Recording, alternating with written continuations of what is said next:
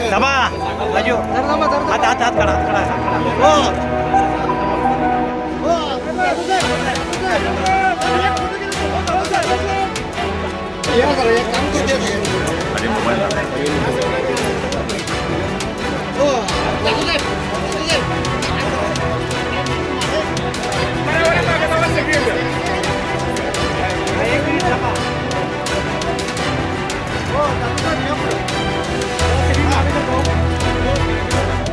आज कोल्हापूरमध्ये खरं तर 8 बसेस आले पहिल्या आणि आणखी म्हणजे बसेस येणार 100 बसेस येणार किती महत्वाचा दिवस आहे कोल्हापूरमध्ये. सन्मान्य प्रधानमंत्री आदरणीय नरेंद्र मोदी यांनी संबंध देशभरामध्ये PM ई बस सेवा या इलेक्ट्रिक आणि वातानुकूलित म्हणजे एअर कंडिशन बसेस 5,000 बसेस देण्याचा निर्णय संबंध देशभरामध्ये घेतलेला होता. या योजनेची घोषणा होताच त्वरित आपण कोल्हापूर महापालिकेच्या वतीनं प्रस्ताव दिला आणि महाराष्ट्रात सगळ्यात पहिल्या कोल्हापूरसाठी 100 इलेक्ट्रिक बसेस मंजूर झालेल्या होत्या. आता या इलेक्ट्रिक बसेस येत असताना त्याच्यासाठी लागणारं जे इन्फ्रास्ट्रक्चर आहे, वर्कशॉपची व्यवस्था पाहिजे, ॲडमिन बिल्डिंगची व्यवस्था पाहिजे, येणाऱ्या सगळ्या ड्रायव्हर्स क्लीनर्स त्यांची व्यवस्था, मेंटेनन्स आणि इलेक्ट्रिक स्टेशन्स या सगळ्या कामासाठी जवळजवळ 1 वर्ष 1.5 वर्ष गेलेलं आहे. हे सगळे पैसे 100% पैसे केंद्र सरकारनं दिलेले आहेत. केंद्र सरकारनं जे पैसे दिले होते त्याची पाहणी करण्यासाठी मी इथं आलेलो आहे. सगळं इन्फ्रास्ट्रक्चर पूर्णपणे तयार झालेलं आहे. 8 बसेस दाखल झालेले आहेत. 15 ऑगस्टच्या आत कोल्हापूरमध्ये इलेक्ट्रिक बसची सेवा सुरू होईल अशा आमच्या परिवहन समितीच्या वतीनं घोषणा केलेली होती. ती घोषणा पूर्णत्वास येत आहे. 50 ते 60 बसेस 15 ऑगस्टपर्यंत येतील. 9 तारखेला सन्मान्य मुख्यमंत्री महोदय कोल्हापूरमध्ये येत आहेत.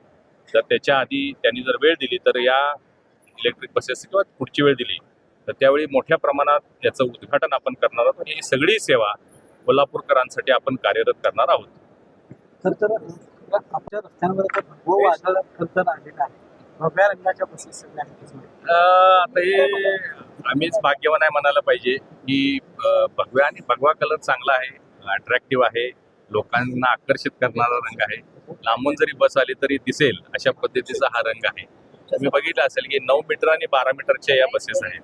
संपूर्ण वातानुकूलित आहेत. त्यामध्ये दिव्यांग बांधवांसाठी विशेष व्यवस्था आहे. हे सगळं आता डिजिटली डॅशबोर्डवर घेऊन त्यांचे रूट्स ठरवणं, त्यांना 180 किलोमीटर JBM कंपनीने हे सगळं काम घेतलेलं आहे. बाहेरची कंपनी आहे, मला वाटतं दिल्लीची किंवा इतर कुठल्या तर राज्यातली ती कंपनी असेल. त्या कंपनीनं या बसेस पूर्ण चालवायच्या आहेत. महापालिकेनं त्यांना सहकार्य करायचं आहे आणि 180 किलोमीटर रोज त्यांना रूट द्यायचे आहेत.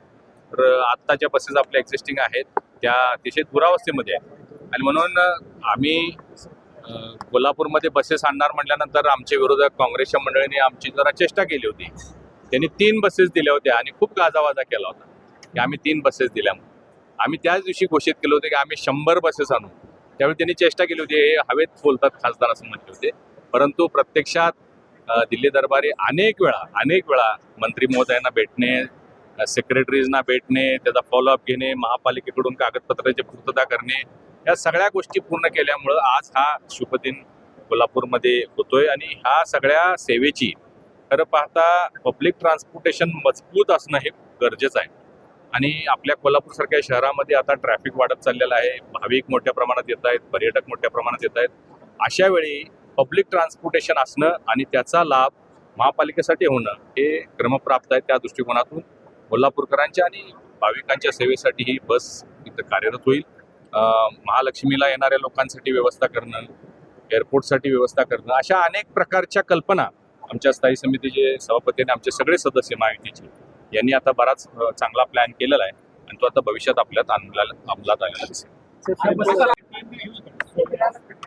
100% ह्या ज्या बसेस आहेत, आपलं पूर्वीचं जे KMTचं जे काम होतं त्या बसेस जुन्या झाल्या होत्या आणि मेंटेनन्समुळं KMT तोट्यात आलेली होती. खूप मेंटेनन्स, कारण खूप जुन्या बसेस होत्या, मेंटेनन्स अभावी त्या सगळ्या बंद होत्या. 60-70 बसेस बंद आहेत.